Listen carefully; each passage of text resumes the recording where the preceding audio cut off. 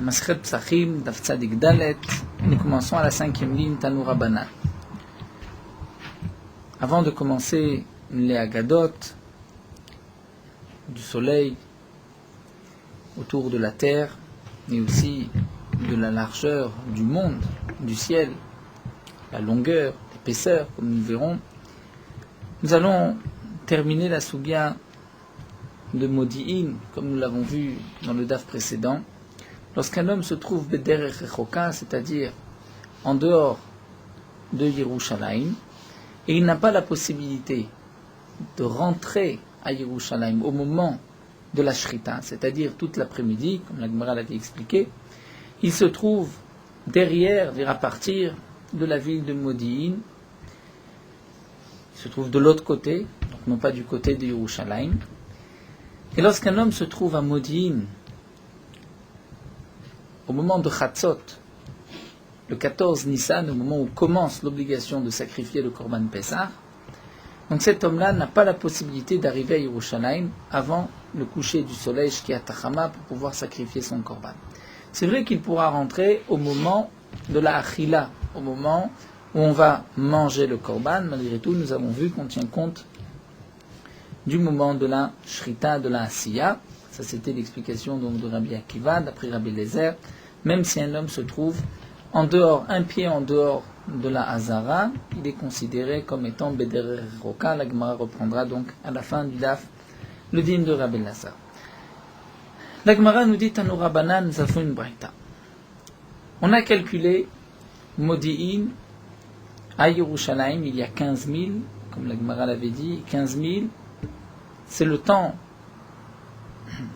15 000, on doit mettre au moins 6 heures pour parcourir 15 000. Et donc c'est pour cela que cet homme-là qui se trouve à Modim au moment de la Shrita ne peut pas arriver avant le coucher du soleil à Yerushalayim. Quel va être le din, demande la Gemara. Si un homme se trouve Chutz le Modim, en dehors de Modim, donc il se trouve loin, mais il a la possibilité de rentrer Veyachol et Kanes Besousim ou Bepradim, en montant sur un cheval, Bepradim, mule en courant, il peut arriver plus vite. Yachol yeh chayav. Est-ce que dans ce cas-là, il est chayav? Il a l'obligation de se dépêcher, de prendre une fusée, un Concorde, pour arriver à Yerushalayim, donc de prendre un sous, à l'époque, un cheval, et d'aller plus vite pour arriver à la Hazara, avant le temps limite, avant la Shkiat Hachama. Talmud Lomar, la Gemara nous rapporte le pasuk, ou Bederech Loaya. La Torah nous dit, si un homme était pur, bien n'était pas, le Derech Loaya n'était pas en chemin, donc il n'a pas apporté son Korban Pesach, il est Chayav Karet.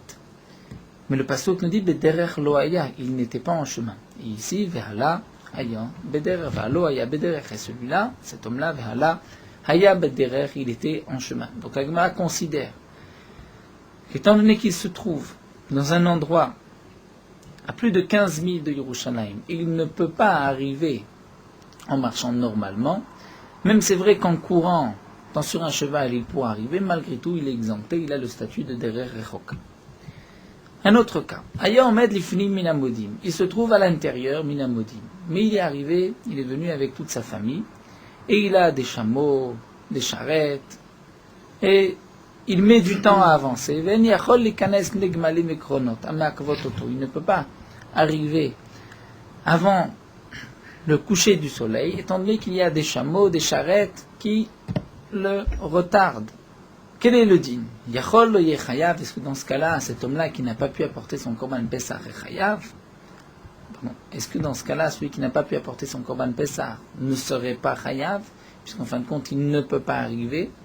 Il ne peut pas atteindre Yerushalayim. Talmud Lomar, le pasuk nous dit, ou bederech lo haya. La Torah dit, attention, si un homme n'était pas en chemin, derech lo haya, il a karet. Et là aussi, vare lo haya baderech. Cet homme-là n'était pas dans un chemin lointain, il n'était pas à plus de 15 000. Et là, nous dit Rashi, il aurait dû laisser sa famille et aller lui-même, tout seul, se diriger vers Yerushalayim et faire son Korban Pessah, même si donc, sa famille arriverait un peu plus tard, il va au moment de la Achila, mais lui doit arriver au moment où on va faire la Shrita. Donc ici, la Braïta nous dit, si un homme est en dehors de Yerushalayim, en dehors des 15 000 entre Modim et Yerushalayim, il est à plus de 15 000. Même s'il a la possibilité d'arriver plus vite, il est pas tour. S'il est à l'intérieur et il est retardé, il est chayav, étant donné qu'il ne se trouve pas beder rechok. La Gemara nous dit, à la suite de ce que nous avons vu dans le daf précédent, où la Gemara nous avait rapporté qu'un homme peut marcher 10 parsaot en une journée. 10 parsaot, c'est l'équivalent de 40 000, puisque chaque parsa est de 4 000.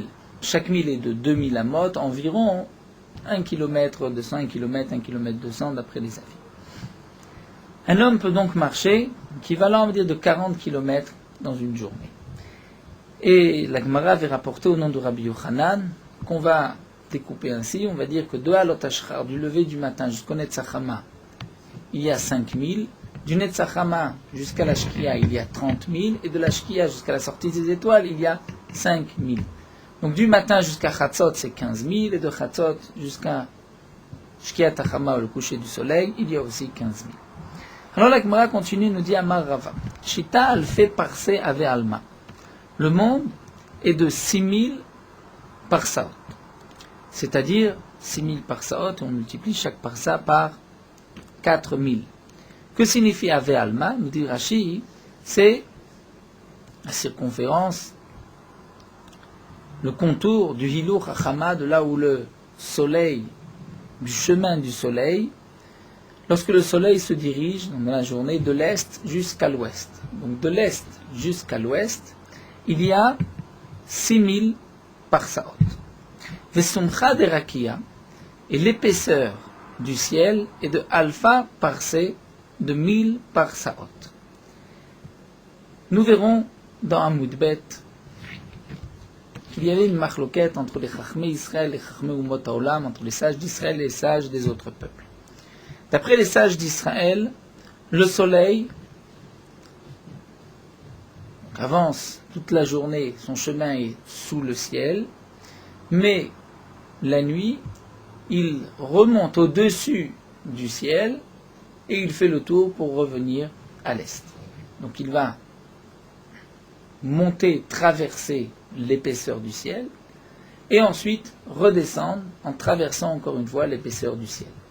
Les Chachmei Umot Haolam, les sages des autres peuples, pensaient à l'époque que le soleil, la nuit, tournait en dessous de la terre et ensuite donc revenait au Mizrach, à l'est. Donc d'après les Chachamim, étant donné que le ciel a une certaine épaisseur, donc nous allons calculer cette épaisseur, parce que le soleil va traverser à partir du coucher du soleil, où le soleil commence à remonter, jusqu'à la sortie des étoiles, puisqu'à la sortie des étoiles, on ne voit plus de soleil, plus de lumière. Donc pourquoi juste après le coucher du soleil, il y a encore de la lumière? C'est que lorsque le soleil traverse le ciel, il y a encore un petit peu de lumière. Plus il avance, plus il pénètre, plus il fait obscur. Donc lorsqu'il est au-dessus du ciel, là c'est la nuit totale. De même pour le matin, via l'Otashachar jusqu'au Netzachama. Donc là, Rava a calculé. Le chemin que fait le soleil est de 6 000 parsaot. L'épaisseur du ciel est de 1000 parsaot. Comment ça? Chada Gemara. Un enseignement, c'est Gemara, c'est un enseignement de ses maîtres. Il l'a appris de ses maîtres. Rashi nous explique, c'est l'enseignement que 6 000 parsaot est le monde. Vechada, le deuxième enseignement, Savara, c'est une logique. Comment ça? Savar là, il pense qu'il y a Dama Rabbi Chanan Rabbi Yochanan, ce que nous avons vu au nom de Rabbi Chanan, qui a rapporté au nom de Rabbi Yochanan, Kama Malach Adam Benoni Biyom Eser Parsaot, un homme peut marcher en une journée 10 parsaot, Malot Ashrar Netzachama Chamisha Milim. Du lever du matin jusqu'au lever du soleil, il y a 5000. Mishkiat Chamatztek Ravim, du coucher du soleil jusqu'à la sortie des étoiles, Chamisha Milim, il y a 5000. Nimtsa. Donc, si on suit le calcul de la Gemara, c'est vrai qu'il y a des calculs ici qui sont très difficiles dans la Gemara, par rapport à la Metsiout, puisque nous savons que, comme rapporte les Rishonim, les Chachmei Israël ont ensuite été d'accord avec Chachmei Umot Haolam que le soleil ne remonte pas au-dessus du ciel, mais il descend en dessous de la terre, bien que Rabbi Akiva Eger, dans son Gilyon Hachas, en Moudbet, nous dira que bien que les Chachmei Umot Haolam ont gagné les Chachmei Israël, mais nous dit Rabbi Akiva Eiger, la vérité c'est comme Chachmei Israël, et c'est d'ailleurs ce qu'on dit dans la Tfila, ou Bokea Chalone Rakia. Bokea Chalone Rakia, c'est-à-dire que le soleil va traverser les fenêtres du ciel. Que signifie Bokea Chalone Rakia, Rabbi Akiva Eiger? C'est que, comme les Chachmei Israël ont dit, le soleil va traverser le ciel, va, je peux dire, remonter, traverser le ciel. Donc c'est sûr que on ne comprend pas non plus Rabbi Akiva Eiger, qui nous rapporte ceci au nom du Shita Mekubetset. On ne comprend pas exactement quelle était la signification des Chachmei Israël. Il y a une signification plus profonde que la simple traduction des mots. Mais là, nous allons suivre l'explication simple de Rashi, la traduction des mots, sachant qu'il y a des profondeurs, même si on ne comprend pas exactement ce que les Chachamim ont voulu nous enseigner par là.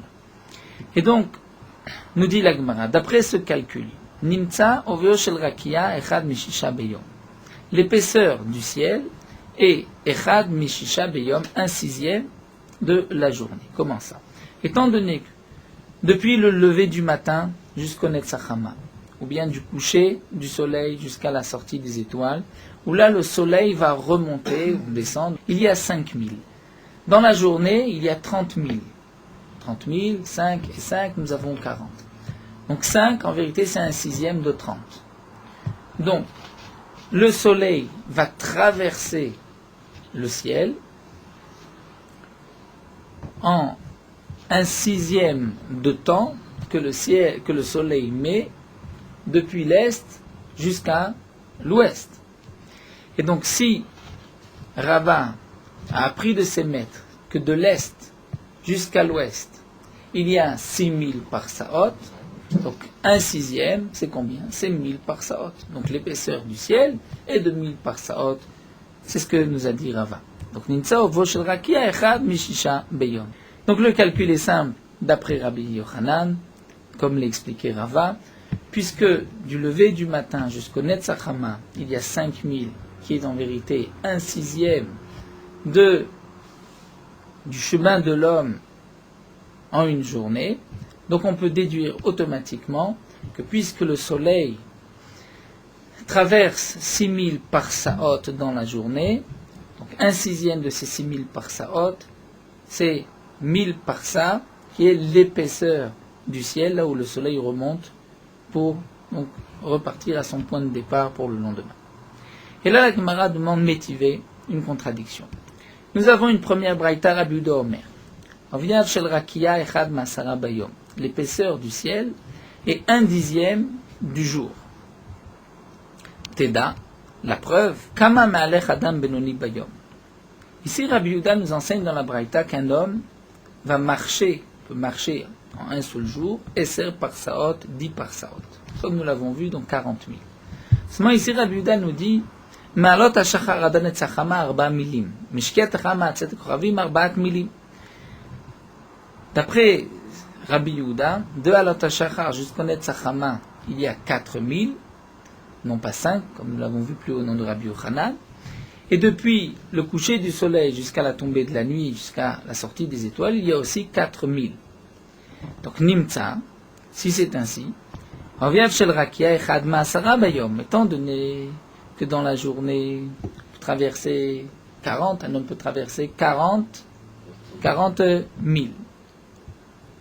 Et que depuis Alot HaShachar jusqu'à Netzachama, ou bien de Shkiat HaChama jusqu'à Tzet HaKochavim, il y a 4000. Donc 4000 correspond à 1/10 de ce qu'un homme peut traverser en une journée. Donc de même, on dira, si c'est ainsi, d'après ce calcul, on voit en tout cas que Tiyufta de Rava Tiyufta, nous avons une première question contre Rava, comme nous l'explique Rashi, puisque d'après Rava, entre le lever du soleil et le coucher du soleil, nous avons 30 000, alors que d'après Rabbi Yehuda, nous avons 32 000, puisqu'on enlève juste 4 et 4, il nous reste 32. Donc c'est déjà une question sur Rava. Nous avons aussi une question contre Oula, Tiyufta de Oula Tiyufta, puisque Oula nous avait enseigné auparavant que de Minamodim, Yerushalayim c'est 15 000, puisque le temps depuis Chatzot jusqu'à Shkiat Hachama, nous avons donc la moitié de 30, nous avait dit, oh là, c'est 15, alors que là, on voit que c'est la moitié de 32, ça devrait être 16. Lema tevet yufta de Rabbi Yochanan, et demande la Gemara, est-ce qu'on peut dire que c'est aussi une question sur Rabbi Yochanan, puisque nous avons rapporté l'enseignement de Rabbi Yochanan plus haut, sur la Gemara a dit, Rabba Bachana au nom de Rabbi Yochanan, qu'un homme peut marcher Esser par Saot, et qu'il y avait 5 et 5, 5 entre le lever du soleil, entre le lever du matin et le lever du soleil, et 5 entre le coucher du soleil, etc. D'après Rabbi Yehuda, il n'y a que 4. Donc la question que la Gemara pose ici, Lema tevet yivta de Rabbi Yochanan, c'est-à-dire qu'est-ce que exactement Rabbi Yochanan a enseigné? Est-ce que Rabbi Yochanan a enseigné qu'un homme peut parcourir en un jour 10 par Saot, mais il n'est pas rentré dans le détail qu'il y avait 5, 30 et 5, ou bien Rabbi Yochanan est aussi rentré dans le détail? Donc est-ce que c'est Rabba Bachana qui a mal compris, qui a expliqué ainsi Rabbi Yochanan, ou c'est Rabbi Yochanan qui a lui-même dit qu'il y avait 5? Si c'est Rabbi Yochanan, nous avons une question, puisque là Rabbi Yehuda un Tana, pense que ce n'est que 4000. Amar lecha, Rabbi Yochanan te répond, Ana beyemama ou d'amre. Moi je vais juste rapporter le temps combien un homme peut marcher, la distance qu'un homme peut marcher, c'est-à-dire 10 par Saot, 40 000. Avec Rabbanan, le Kataou, c'est les Chachamim qui se sont trompés, des Kachashban, des Kadma, des Chashocha. Eux ont calculé 5 000 du lever du matin jusqu'au lever du soleil. Pourquoi? Nous explique la Gemara, des Kadma. Parce qu'ils ont calculé par rapport aux gens qui se lèvent avant le lever du matin et qui vont commencer à marcher. En fin de compte, ces gens-là nous ont dit, arrivé au Netzachama, au lever du soleil, on avait déjà parcouru 5 000. Évidemment, c'était parti juste avant à l'Otashachar. De même, ceux qui ont calculé que depuis le coucher du soleil jusqu'à la tombée de la nuit c'était 5000, c'est qu'ils savaient un petit peu empiéter sur la nuit, encore 1000, mais en vérité, de Shkiat Hachama jusqu'à la sortie des étoiles, il n'y a que 4000. Et la Gemara termine les Matvet Yufta de Rabbi Hanina. Est-ce que c'est peut-être même aussi une question sur Rabbi Hanina? Puisque nous avons vu que Rabbi Hanina a rapporté que de Sdom jusqu'à la ville de Tsohara, il y a, de Sdom jusqu'à la ville de Tsohar, il y a 5000, avait dit Rabbi Hanina. Et le Passouk nous a dit que Lot a parcouru 5000 entre le lever du matin et le lever du soleil.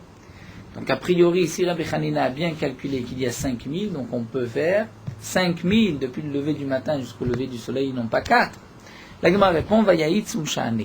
Là-bas c'est différent parce que dans le Passouk c'est marqué que Lot s'est empressé. Donc puisqu'il a couru, il a été un peu plus vite, c'est pour cela qu'il a pu parcourir 5000, mais généralement un homme ne peut parcourir que 4000.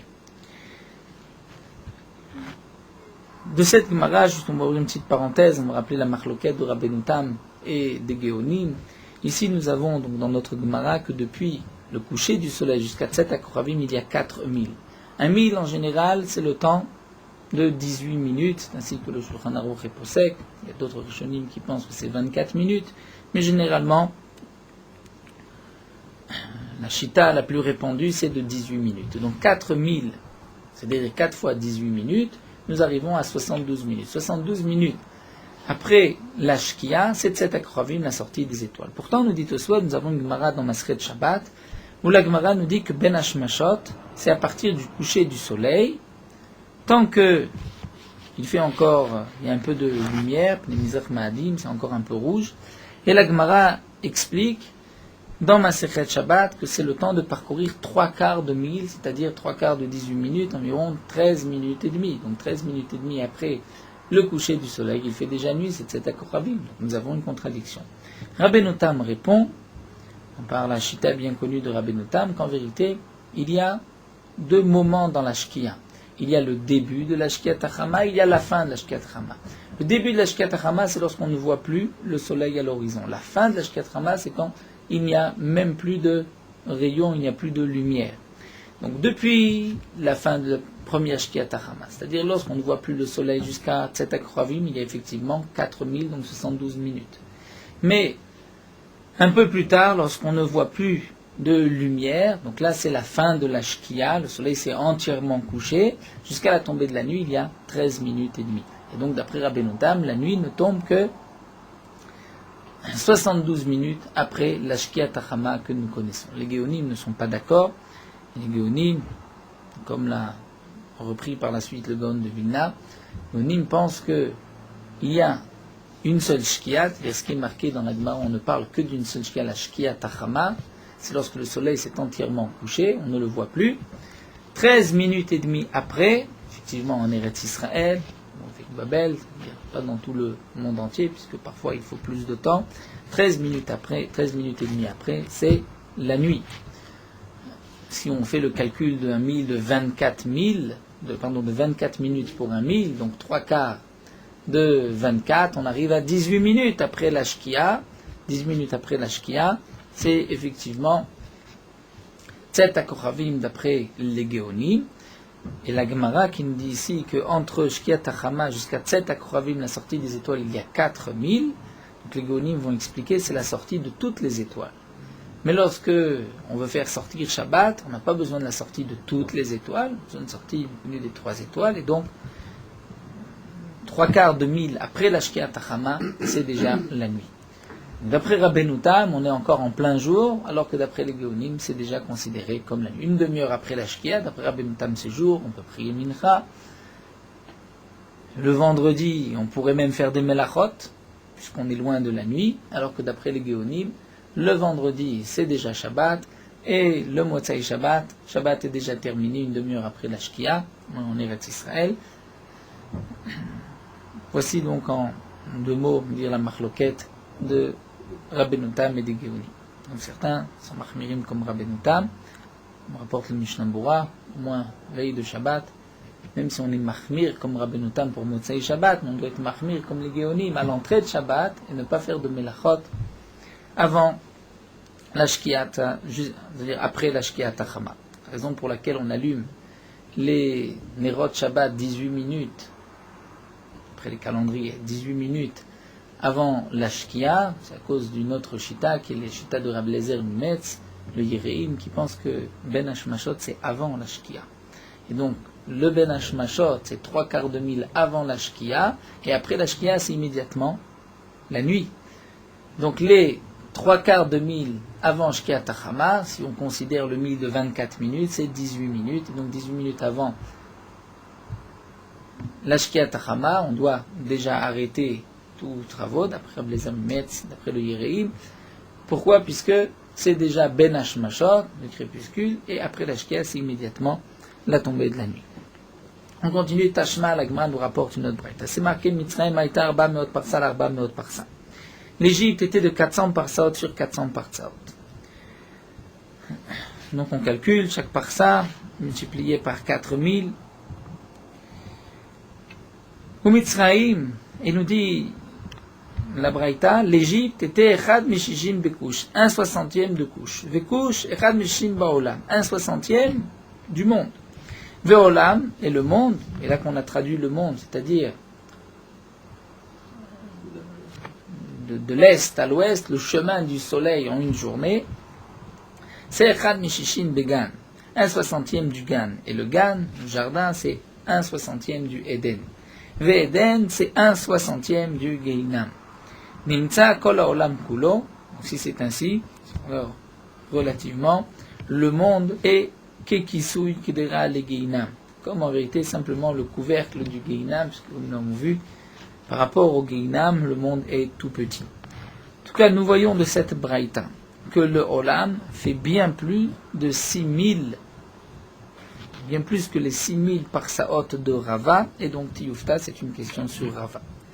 La Gemara continue Tashma. Des Tana de Beliaou, nous avons un enseignement d'Eliyahu Hanavi. Rabbi Natan Omer, Kol Yishuv, Kulo, Tachat, Kochav, Echad, Yoshev. Tout le monde entier se trouve sous une seule étoile.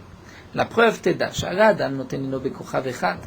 Un homme peut jeter un œil sur une étoile. Il va fixer une étoile. Oler la Mizrach. Il va se diriger vers l'est. Omed Kenegdo, l'étoile se trouve toujours au-dessus de sa tête. L'arba uchot haolam, c'est là où il va, dans n'importe quel des points cardinaux, Omed Kenegdo, l'étoile se trouve au-dessus de sa tête. Donc ça confirme que l'étoile est plus grande que la Terre. Si l'étoile était plus petite que la Terre, donc lorsqu'il va à l'est, il devrait voir l'étoile un petit peu à l'ouest. Lorsqu'il va à l'ouest, il devrait voir l'étoile à l'est. Puisqu'il voit à chaque fois l'étoile au-dessus de sa tête, c'est que l'étoile est plus large que toute la terre. Donc, Michlal, des Kol Haïshuv Kulot, Tachat Kochav Echad Yosef. Donc, tout le monde entier est sous une seule étoile.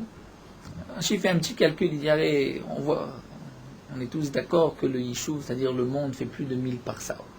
Si on calcule, on voit que ça fait plus que 4000 milles, c'est-à-dire plus de environ 4-5 000 kilomètres.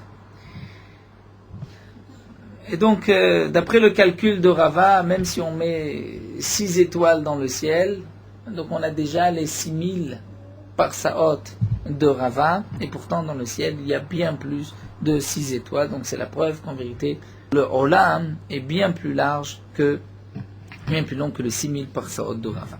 L'Agmara ne répond pas, il dit aussi, Tiyufta, c'est une question contre Rava. Tashma, l'Agmara continue, nous avons une autre braïta.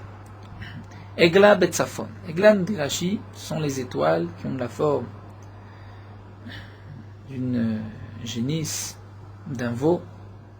Rashi nous dit ces étoiles, c'est le Mazal Shor, du taureau. C'est-à-dire les étoiles qui forment le signe du zodiaque du taureau. Ve'akrav, le scorpion Bédarom. Donc le taureau se trouve Betsafon au nord. Le akrav, le scorpion Bédarom au sud. V'chol ha'yishuv kulo. Et tout le yishuv, tout le monde habité, Eno Yoshev, et la ben, Egla, les akrav. Le monde entier entre les étoiles du taureau et les étoiles du akrav, du scorpion. V'chol ha'yishuv kulo. Eno ave la sha'achat. Et le monde entier, en vérité, il ne correspond qu'à une seule heure du soleil. Pourquoi? Biyom et la sha'achat biyom. She'en chama nichneset liyishuv et la sha'achat. Le soleil ne va passer au-dessus du monde qu'une seule heure dans la journée. Comment ça? Teda.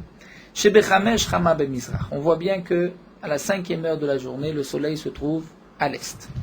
Ou Besheva, à la 7e heure, le soleil se trouve à l'ouest. Et donc, comme nous l'avons vu plus haut avec le calcul de l'étoile, lorsqu'on voit l'étoile au-dessus de notre tête, donc on peut comprendre, on peut savoir la largeur de cette étoile.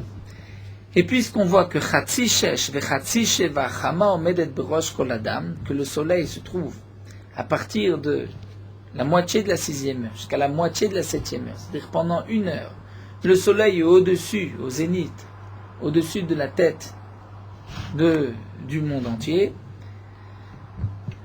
Donc on voit que le soleil, en vérité, ne parcourt le monde qu'une seule heure dans la journée. Et donc là aussi, nous avons, Tiyufta, une question, puisque d'après ce calcul, on voit bien que le Olam, le monde, le chemin du soleil dans le ciel, est bien plus de 6000 parsaot, non pas comme Rava nous l'avait enseigné. Tiyufta, l'Agmara dit effectivement c'est une question. L'Agmara continue Tashma d'Amar Rabbi Yochanan ben Zakkai, Rabbi Yochanan ben Zakkai a dit Ma tshuva yeshivato bat kol torasha. Nous allons voir que Nebuchadnezzar a affirmé, comme l'Agmara nous rapporte, Bisha Shamar, au moment où il a dit Ele al bamoteav, je vais monter sur les hauteurs du ciel, Adamé le Elion, je vais me comparer, Elion à Kadosh Baruch Hu. À ce moment-là, la Bat-Kol lui a répondu, Yatzta Bat-Kol, une voix du ciel est sortie, il a dit, Vamralo Racha ben Racha, Racha fils de Racha. Tout le monde a page, Ben Beno Shel Nimrod à Racha, petit-fils de Nimrod le Racha. Rachi nous dit que ce n'était pas le petit-fils, mais c'était de sa descendance, Shimrid et Kol Haolam Kulo, Alay Bemalchuto. Dans le royaume de Nimrod, Nimrod a entraîné le monde entier à se battre, à se rebeller contre Akadosh Baruch Hu. Et donc Akadosh Baruch Hu dit à Nebuchadnezzar, tu as l'intention de monter au ciel et de te comparer à moi, Kamash Notav Shel Adam. Combien sont les jours, les années d'un homme? Shivim Shana, 70 ans. Vim Bigvorot. Et s'il atteint les Gvorot, la force de l'âge, Shmonim Shana, 80 ans, maximum. Sheneema, Imesh Noten Baim Shim Shana, Vemigvot Shim Shana, comme c'est marqué dans le Sefer Tiglim, 70 ou 80 ans.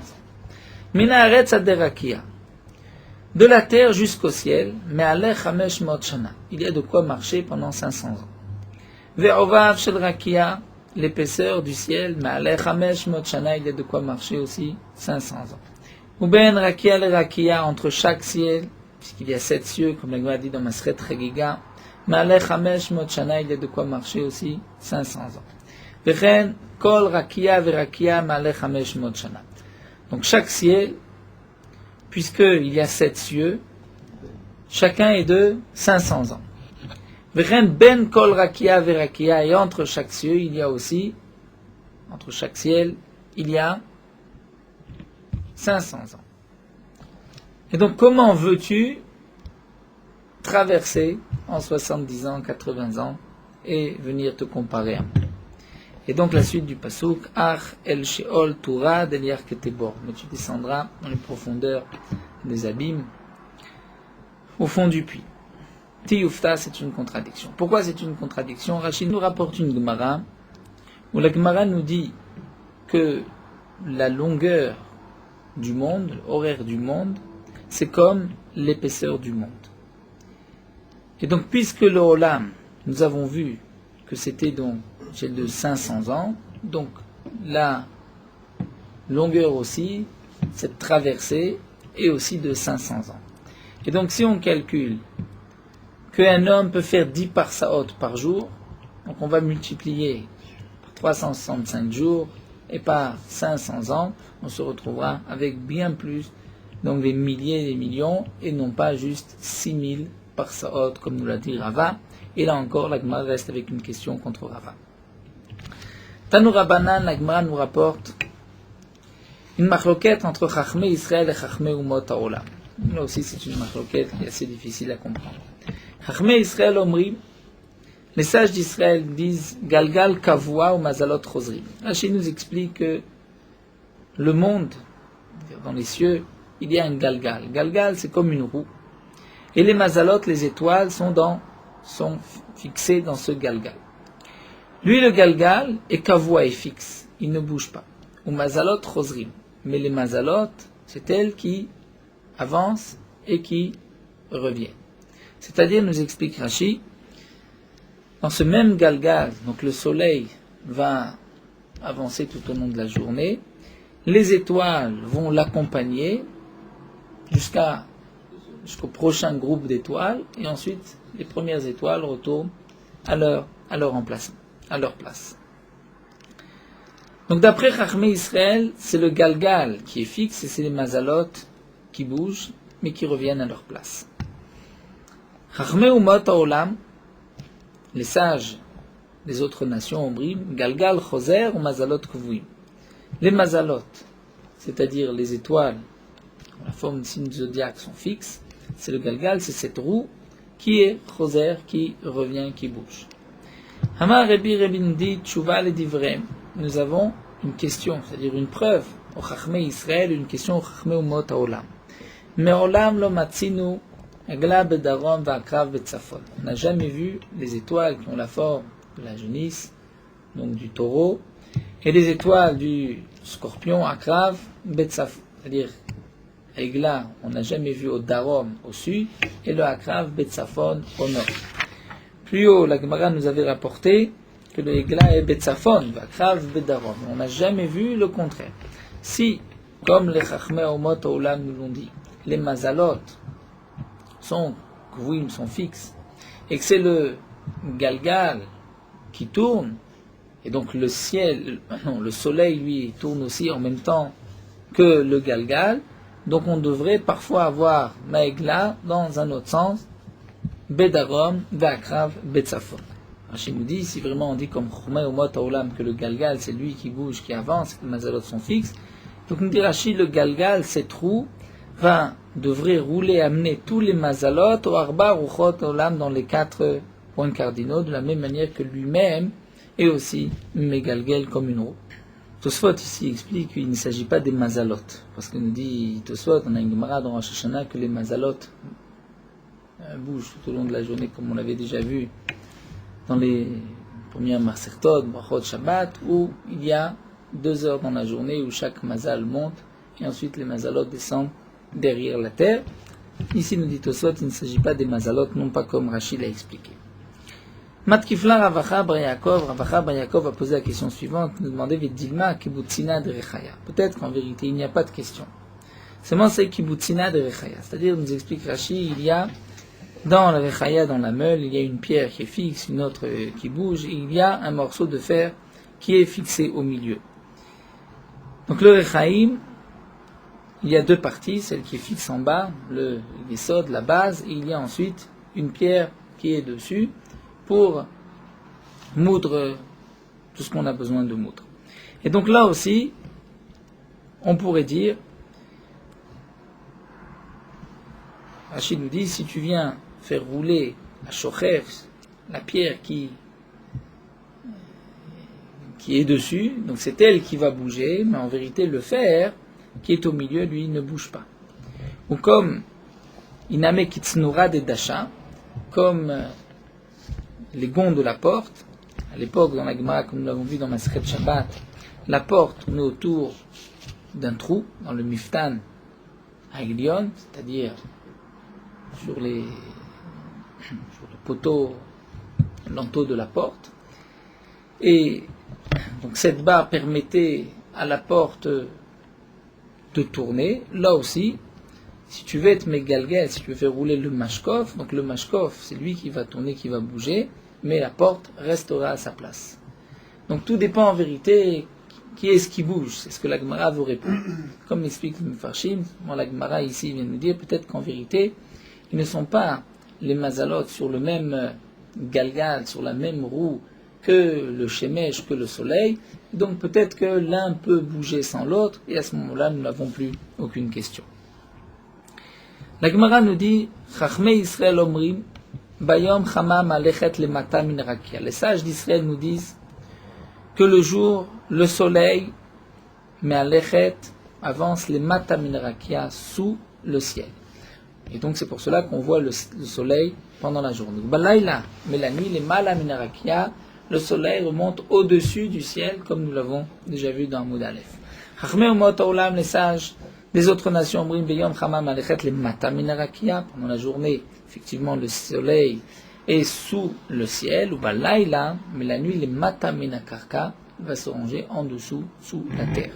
Hamar Rebi nous dit Venirim divrem divrem.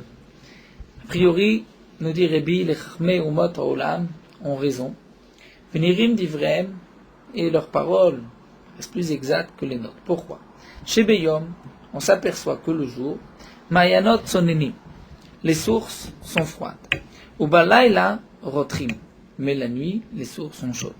Et alors, donc, nous explique Rachid pourquoi les Mayanot sont froides, les sources sont froides pendant la journée. Donc, c'est vrai que Rachid nous dit, mais parfois les sources sont chaudes aussi, lorsqu'il fait très chaud.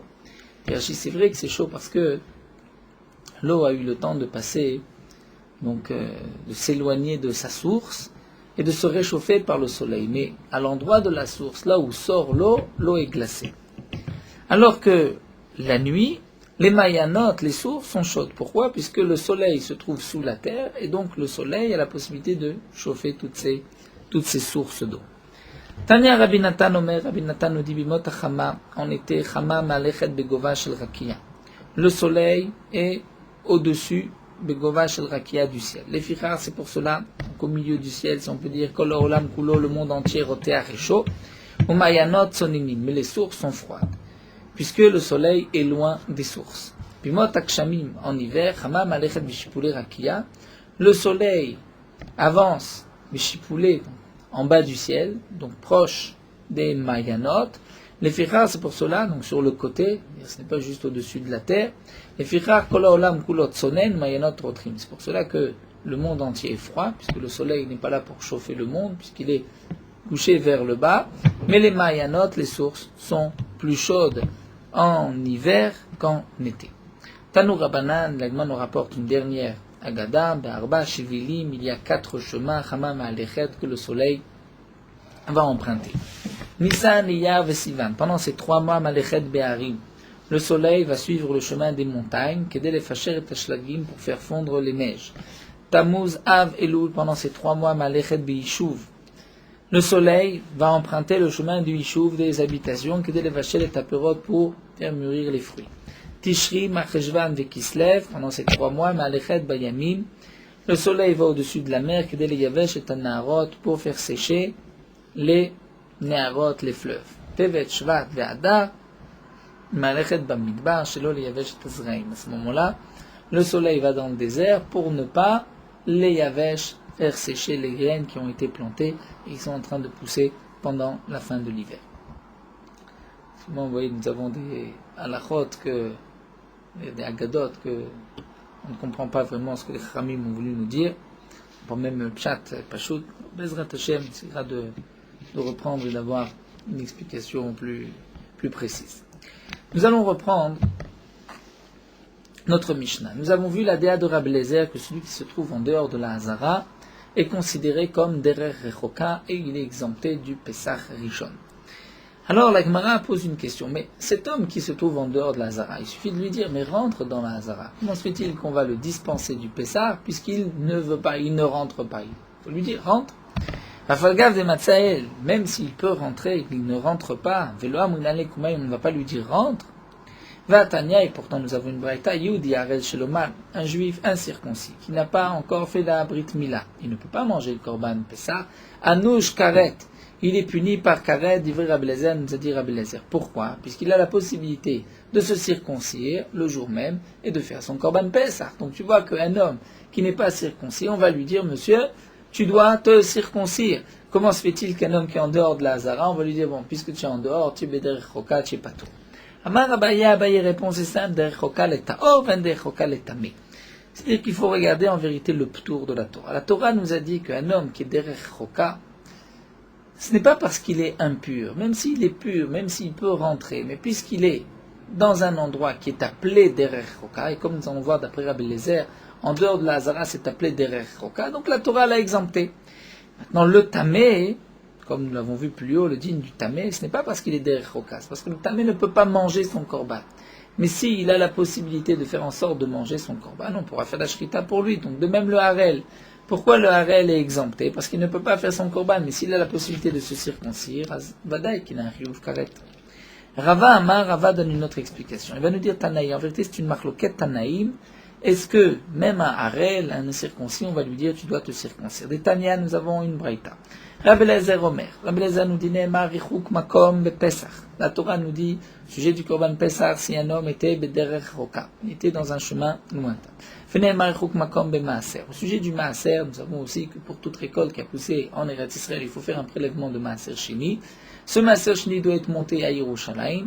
Lorsqu'on est loin de Yerushalayim et qu'on ne peut pas le porter et le manger, à Yerushalayim, il faudra faire le Chilul, c'est-à-dire faire passer la Kedusha du Maaser Shini sur de l'argent. Donc on retrouve au sujet du Maaser Shini le Richuk Makom, Derer Choka. De la même manière que dans le Maaser Shini, la Torah nous a dit, comme le rapporte Rashi, que l'otuchal seeto, tu ne peux pas le manger. C'est-à-dire, lorsque tu ne peux pas le manger, la Torah nous a dit, tu es loin et que tu ne peux pas le manger là où tu es, puisque tu n'es pas à Yerushalayim. Donc je vois que la Torah m'enseigne, si tu es loin de Yerushalayim, c'est-à-dire, tu n'as pas la possibilité de manger ton korban, c'est-à-dire, tu es loin de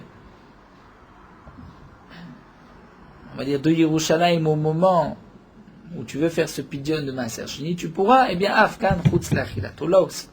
Lorsqu'un homme se trouve en dehors de Yerushalayim, c'est là qu'il est dispensé du Korban Pessah. Mais si un homme se trouve dans Yerushalayim, mais en dehors de la Hazara, on lui dira, monsieur, tu as qu'à rentrer. Rabbi Yosef Rabbi Yehuda, mais Rabbi Yosef Rabbi Yehuda nous dit, Mishum Rabbi Eliezer, au nom de Rabbi Eliezer. Qu'en vérité, c'est Chutz Lachilato. On va apprendre de Maaser Shini un peu différemment. On va dire de la même manière que ce qui est marqué, qui yichak mimecha makom au sujet du Maaser Sheni, c'est-à-dire que tu n'as pas la possibilité, chutz le'echshero, c'est-à-dire ici tu n'as pas la possibilité de le manger, tu n'es pas dans le contexte. Je ne regarde pas juste là où tu ne peux pas le manger, mais là où tu ne s'applique pas à tous les dinim du Maaser Sheni, c'est-à-dire Yerushalayim, c'est vrai dans le Maaser Sheni, mais au sujet du Pesach, je veux dire là aussi, donc là où s'applique l'halakha du Korban Pesach, et où est-ce que ça s'applique dans la Hazara.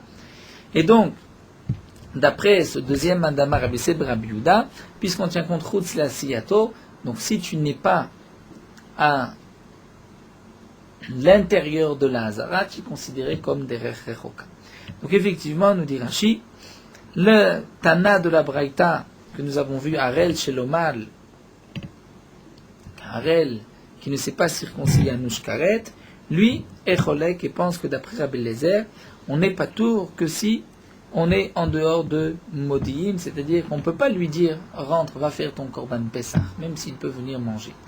Mais lorsqu'il se trouve donc, proche de la Hazara, effectivement, d'après ce Mandéama, il n'est pas Derech Roka, mais d'après l'autre Mandéama, la Torah le considère Derech Roka puisqu'il n'est pas là où il peut manger son Korban. La Gemara termine Keman Nazla Adama Rav Yitzhak Rav Yosef, comme qui va, cet enseignement de Rav Yitzhak Rav Yosef, c'est marqué Betmi Malach Achor Rov Haomdim Ba'Hazara. Nous avons vu que lorsque le peuple d'Israël est impur, on fera le Korban Pessah Betouma en état d'impureté. Donc on doit calculer combien il y a d'impurs et combien il y a de purs. Et ce calcul se fait en comptant s'il y a la majorité de ceux qui sont dans la Hazara. On ne tient pas compte de ceux qui sont en dehors de la Hazara, on tient compte que ceux qui sont à l'intérieur. Ce Tana qui nous dit ainsi, Keman, c'est comme qui Kerabi Yosef Rabbi Yuda, Shamam Shimon Bezer, c'est comme nous venons de voir d'après Yosef Rabbi Yuda, Kenon Rabbi Lezer, c'est Chutz Asiyato, c'est lorsqu'il ne se trouve pas dans la Hazara. Donc on ne tient pas compte de celui qui est en dehors, même s'il a la possibilité de rentrer, la possibilité de manger, on tient compte de celui qui est à l'intérieur de la Hazara, et c'est ainsi qu'on va compter le Rov, la majorité des Tmi. On termine avec Rabbi Yossé. Rabbi Yossé a rapporté que dans le Passouk c'était marqué, il y avait un point sur le He des Rechoka pour nous dire, ce n'est pas Rechoka Vadaï, même s'il est en dehors de la Hazara. L'Agman nous dit, Tanya Rabbi Yossé Glili Omer, Derer, puisque c'est marqué dans la Torah, Derer Rechoka, donc Shomea Ani, je comprends, Ma'aleh, Ashnaim, Oshlosha Yamim, lorsqu'on dit un chemin lointain, donc on prend 2-3 jours de marche.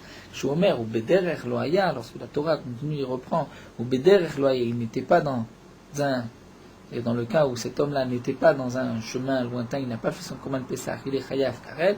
Donc là, la Torah répète ou Bederer Loaya pour nous dire que même si ce n'est pas un chemin si loin, et là, chez Miskupat, Hazara Velachutz Karoui Derer. C'est-à-dire, dès qu'il est en dehors de la Hazara, c'est déjà dans un Derer et il est exempté du Pessah Rishon et il n'a pas de Karet pour cela.